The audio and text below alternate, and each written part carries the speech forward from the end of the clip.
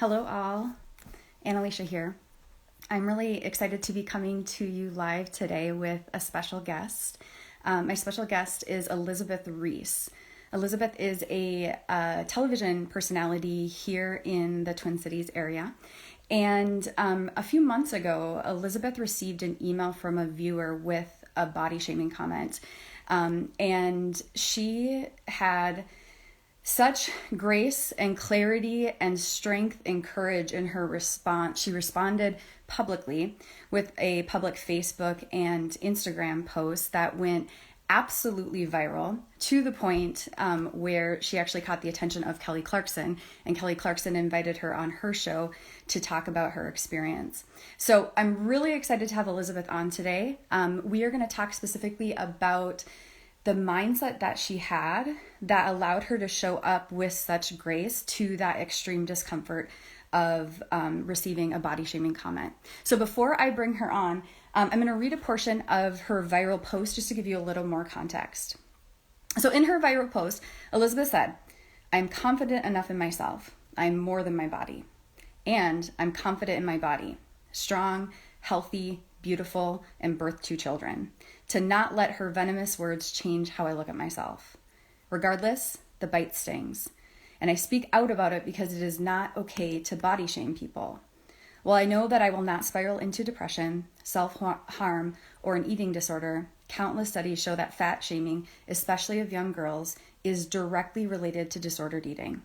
There is not a single study that shows that fat shaming leads to better health or fitness."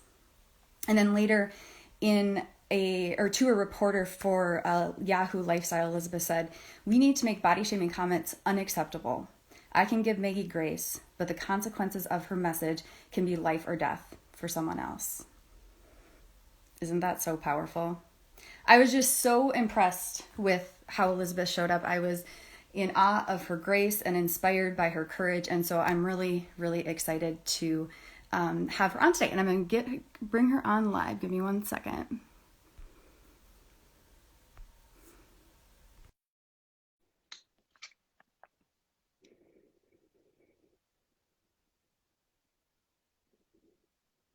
I'm here. There she is. Hey, Hi, Elizabeth. friend. It's nice Thank to you see so you. much for joining me. I really appreciate it. Oh my gosh, I'm so happy to be with you. I always love any opportunity to get to chat with you, and I'm honored that you invited me. So, hi everybody. It'll be fun to see who pops on live and then who gets to check it out later.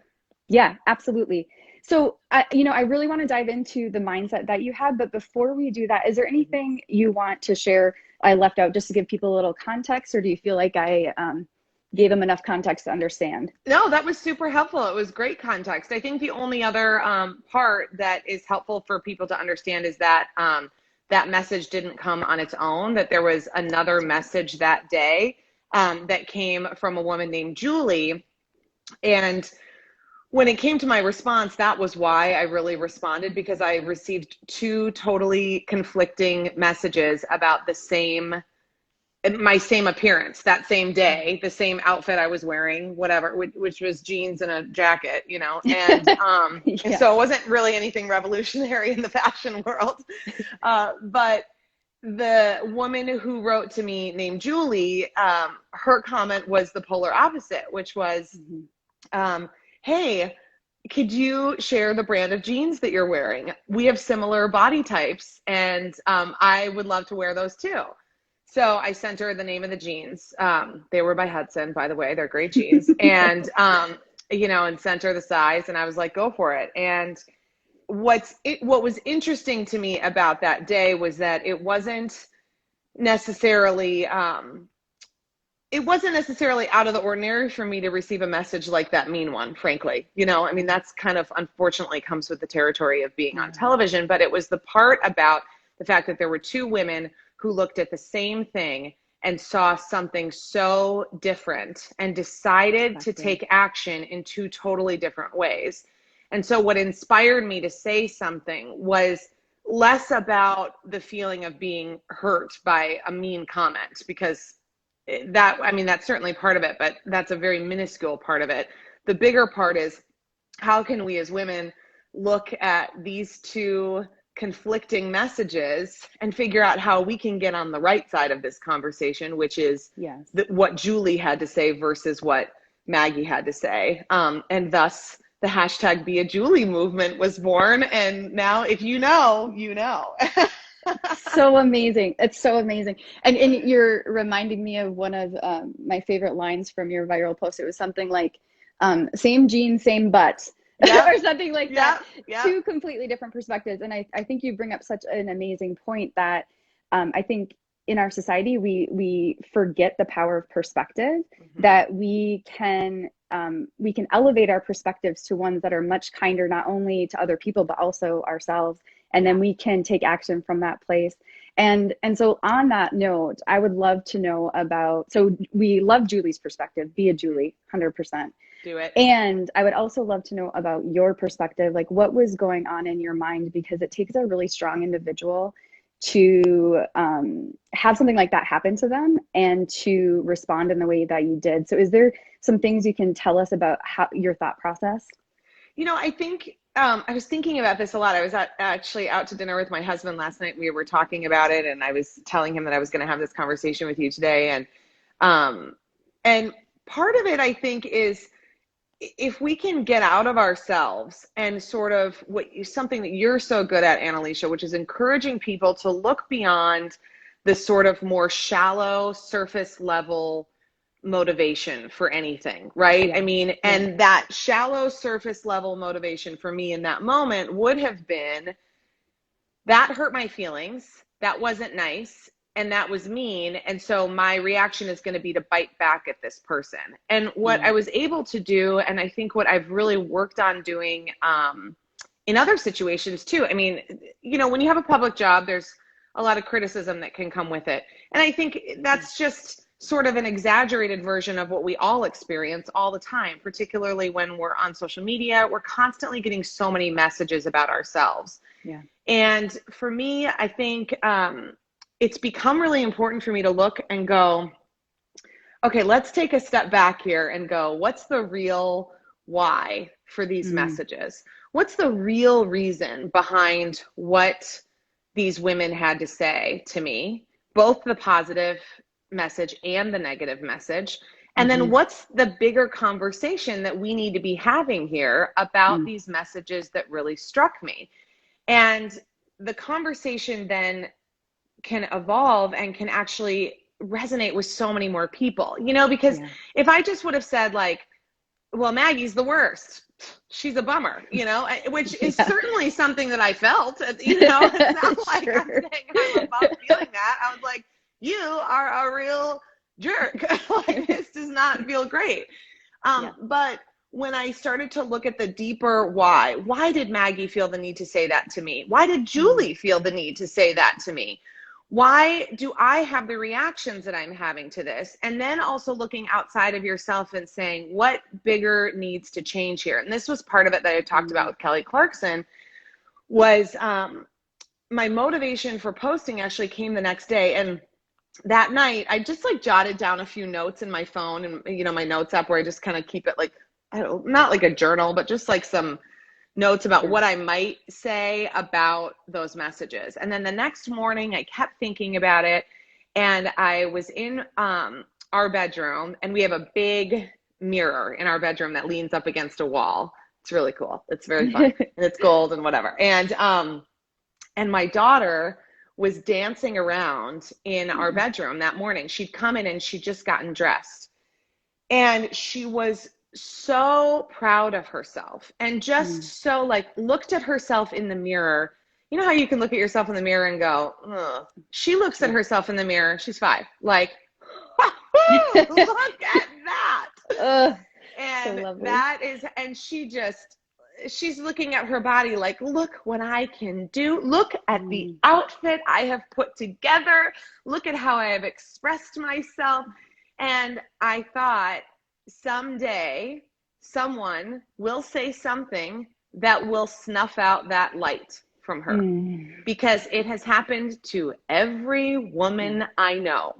I cannot talk to a single woman without them telling me about the moment that they realized that their body was not good enough, and that somebody told them that it wasn't good enough, whether it's from a message from the media or a magazine or an offhanded comment or someone making a very direct comment. And I thought to myself, I, as her mother, am going to do everything in my power to prevent that from happening.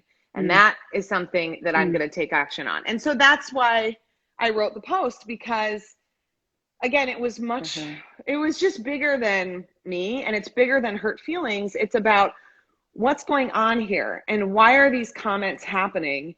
And then as I started to really look into it even more and more, understanding the truly deadly consequences of fat shaming people. And I heard from women, Annalisa, all over the world. Wow. And men too, but particularly women telling me their stories. And then I had to go to acupuncture to like clear all that out. That makes sense. That makes sense. That's so amazing. And, you know, I think what's really striking me right now is like thinking of your daughter, Bernie, seeing herself in the mirror that way. And then thinking of being an adult woman and that stark contrast. Oh, and it's just my firm belief that that isn't natural, that is something that because of how we've been socialized in our society, we think is natural, that you just kind of deteriorate your confidence and your self-love.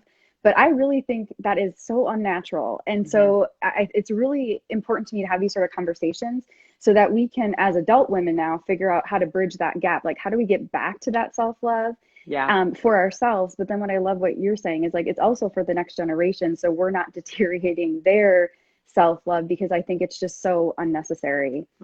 I totally agree with you. I have never thought about that in those terms, but you're so right. That idea of that we are supposed to feel less than as we get older, that we are supposed to grow into someone who looks at ourselves as not enough or too much is just, it is unnatural. And I think, you know, as women in particular, you know, that idea of having women feel like we're always trying to catch up or get somewhere, that's been a great way for a patriarchal society to keep us in line. Because if we're distracted by obsessing over how thin we are, or if we need to lose 5 more pounds, or if we need this and that, then we can't actually rise up and do anything that shows real leadership, because all we're doing is trying to just fit into this box and trying to squash down other women who might be, you know, we might perceive as threats. Well said. And, you know, I think if you really think about it, it's like it makes sense that we could keep ourselves small with things like body and health, because you have to eat 3 times a day, you know, ish, and your body is always with you. So if we've been trained to not trust that, and we've been trained to constantly pick that apart, and we've been trained that we're supposed to obsess about health instead of have it just be a natural part of our life so that it can fuel other important things, it can hold us back drastically. And even, you know, you've spoken to me a bit before about your journey, and I've spoken to you about my journey, how we have both experienced that immense weight of that obsession. And I think it's a real thing that each of us can look at healing if we want to liberate ourselves, to have a voice and have impact and create more beauty in the world, but then also liberate the next generation of women coming as well. It's so true. If you're constantly focused on just that one area, and when that one area is all about just being smaller, I mean, that's the other message too, you know, and it's just so difficult, I think, as women too, that then what the message that you're sending to your daughter is that being smaller, being tiny, being barely seen, that's the ideal. Is think about all the other ramifications that has, that goes beyond your body. I mean, that goes into your voice, that goes into what you're worth. Why do you think we don't go in and say to our bosses, we want to be paid more? Well, because we're trained to be small, passive, agreeable, nice, always nice, right? And I think this is definitely part of that conversation. For sure. And I'm so glad you brought up the nice part, because another thing that I loved about your post is it was courageously kind, but it was not nice. Yeah. It, That's you a know, great way to it put that. was Boy, I appreciate that. it was maybe even dangerously kind. I'm loving that combination of two words, danger, in regards to kind of breaking up some of these ways of thinking that our culture has called normal and good, and truly are holding a lot of people back and causing real harm. And so I just so appreciated your strength, your clarity, but then you were also gracious. You weren't unkind to quote unquote Maggie. You were kind, but there was a fierceness about the way that you stood up that I really admired. Well, I appreciate that. And that, I think that again comes from separating yourself a little bit, and separating Mm, yourself, and always, as you've talked about so much. And I mean, just everything that you post and that you put out there is all along those lines of the idea of going deeper than just that surface level. That, even what we talked about on our most recent episode of Best to the Nest, which is the mhm. podcast that I co-host with Marjorie Punnett, that Annalisa has been a guest on multiple times, is that idea of, if we're always just looking at like popping the ibuprofen Yeah. and just popping the ibuprofen for the headache, and never really looking at, okay, what is the deeper issue behind the headache, you can just Yeah. kind of live this sort of, okay, well, I just solved that, but I haven't really solved anything. And I think it's the same thing with societal issues and with Yeah. conversations. And it's very tempting for us as, ibuprofen popping people to, especially as Americans, to just always go, well, this is bad and this is good. And so she was wrong and I'm right, and blah, blah, and that's it. And, Hmm. life is more complicated than that. And people are more Yeah. messy than that. And putting, oversimplifying solutions Yeah. doesn't solve problems. It just means that we just go forward, and one of us feels bad and one of us feels righteous. And I don't think that Mm, that's the way to live. And I think you can apply that to things like institutional racism that we're talking about. I think yes. you can apply that to all sorts of issues that as Americans we have allowed ourselves to become surface level, just really like just symptom hiding people. And A yeah, masking nation. exactly. Yeah. And we're Hmm. better than that. We're deeper We than that. We're are. smarter than that. And we Yep. deserve a more full human existence than that. Oh, well said. Beautifully stated. I love that so much. And I couldn't agree more. I think it's becoming clear now is the time. Yeah. I mean, if you haven't noticed, our whole world is it's a perfect time for change. How about we put Yeah. it that way? It is begging for transformation. And I think the more each of us is willing to, in our own lives, baby step by baby step, like allow that unmasking to happen and really look at things and go for the deeper and deeper and deeper messages, and then therefore solutions. Not only have I seen that transform my life and the lives of many, but I think that's how we transform society at large. So thank you for those beautiful words. I think it's good stuff. Listen, pain is not something to be afraid of or to avoid. Mm, It's part of life. And yeah. going back to even that initial response, like think about the opportunity that would have been missed, Annalisa, if I would have just come back Mm, either from a place of hurt, so either shut down and not done yeah. anything, Yep. or bitten back coming from a place of hurt. How I just don't think that would have resonated with people. I mean, I think there's a Mm, reason why this was, these posts were published in media outlets in the UK, and it got picked up by People magazine and all those things. And mm-hmm. I think it's because, so many people felt just compelled to share their own stories. Yeah. It's not biting back from that place of hurt. It is looking at pain as an opportunity for transformation. Mm, And then when you get to the other side, you're so much stronger. And it's really helped me a lot, even going forward. I mean, Marjorie and I just recorded another podcast this morning, and we were talking about the topic of toxic positivity within motherhood. mm, And mm, another message that I'd received from a viewer kind of putting that on me, that I needed to be perfectly positive about everything related to pregnancy.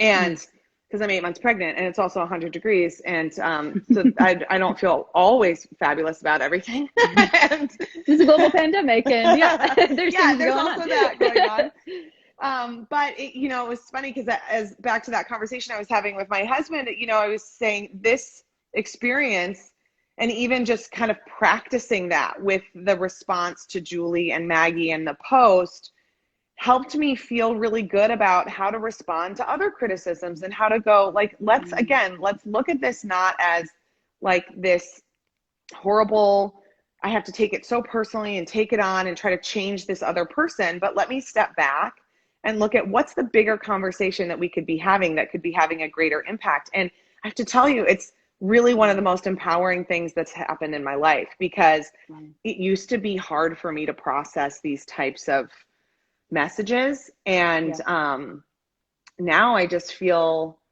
almost like everyone is an opportunity to make some change and to use the platform that I have for something even greater than I had ever imagined. So it just feels like every time you overcome pain, you can walk through it more. You're better at it. You can do it, which is probably preparation for death, Annalisa. I don't know. Well said. Let's just go there. Oh, that's so beautiful. And you're making me think of a James Baldwin quote. He said, I'm going to paraphrase here, but he said something about like quotes. You always think of these now. And I love that. I love when you say that. I'm such a quote gal. So he said something like he thinks the reason most people are so committed to their hatred is because behind the hatred there is pain. Oh, and I think that couldn't be more true. And I even think about that in regards to like the hatred we self-impose on ourselves for our bodies, is when we allow to go the next step behind that, we have to then feel the pain. We have to process that pain. We just in regards to culture, we haven't been taught how to do that, but we all can do that. And we can all, build our resilience to that, which is what you're speaking to so beautifully. So thank you. Enough. Be strong. Thank you for brave. being on. Thank you for sharing. Thank you for, having that courage for yourself and for your daughter. It's just really such an inspiring story. Well, I love you. It's so nice to see you. Thanks for inviting me. This is highlight. This is like a perfect way to kind of midday on a Friday, coast into the weekend and feel good. So I love chatting with you. And I just want to mention, Elizabeth, to all those tuning in, Elizabeth has a great podcast called Best to the Nest. Deals with a lot of looking deeper at a lot of issues, especially when it comes to motherhood and how to be your best kind of holistically, but making sure that as you're your best out in the world, you also are bringing your best back to your home. And so I'd encourage you all to tune into that. And is there anything else you would like to share in regards to where people can find you? No, you can check that out. You can also watch Twin Cities Live weekdays, 3 to 4:30, which is fun. Annalicia's done some great segments with us on the benefits of yoga and Pilates. And check out, you were just on recently, and I loved, we did an episode of The Nest, which is like our little mini-sode, where you talked about some of your home yoga essentials, and it was awesome. And there's such good recommendations, and I'm going to order those yoga toes like immediately because I got to get in on those. So I just would love it. You can follow me on Instagram at Ries. I post all sorts of stuff, and just FYI, my head is covering up the tequila behind me. So in case you were wondering, which I'm not having now, but I will enjoy at some point. In about a month, huh? I'll have a little bit of that over ice and it'll feel great. Well, thanks so much for coming on. Happy Friday. Have a good weekend. Bye. Bye.